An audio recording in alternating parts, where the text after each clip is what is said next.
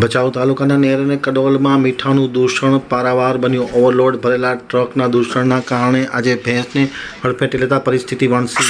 સુરેશ વાઘેલાનો એક વિસ્તૃત અહેવાલ. ભચાઉ તાલુકાના નેર ગામની અંદર મીઠું ભરેલી ઓવરલોડ ટ્રક પસાર થવાથી આજે સવારે સ્કૂલની બાજુમાં ભેંસને ટક્કર મારતા ભેંસને ગંભીર ઇજા પહોંચી હતી. ટ્રક ચાલક દારૂ પીને બેફામ ટ્રક ચલાવતો હોવાનો ગ્રામ્યજનોનો આક્ષેપ છે. આમતક ટીવી સાથેની વાતચીતમાં ગ્રામ્યજનોનું કહેવું છે કે ટ્રક માલિકો રાજકીય વગ ધરાવતા હોવાથી તેમના પર કોઈપણ પ્રકારના ગુના દાખલ થતા નથી. પરિણામે રોજબરોજ આવા બનાવો બનતા જાય છે. સ્કૂલમાં 200 બાળકો અભ્યાસ કરવા માટે જાય છે.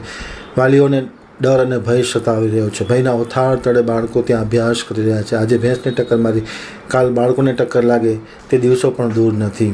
નેર કડોલના કારખાના વાળાઓને હાઈકોર્ટે સ્ટે આપ્યો છતાં કરોડો ટન ઉત્પાદન કરવામાં આવે છે, છતાં તંત્ર દ્વારા પેટનું પાણી હલતું નથી. તાત્કાલિક અસરથી ઓવરલોડ જે મીઠું ભરેલું ટ્રકનું પરિવહન થાય છે તે અટકાવવું જરૂરી બન્યું છે.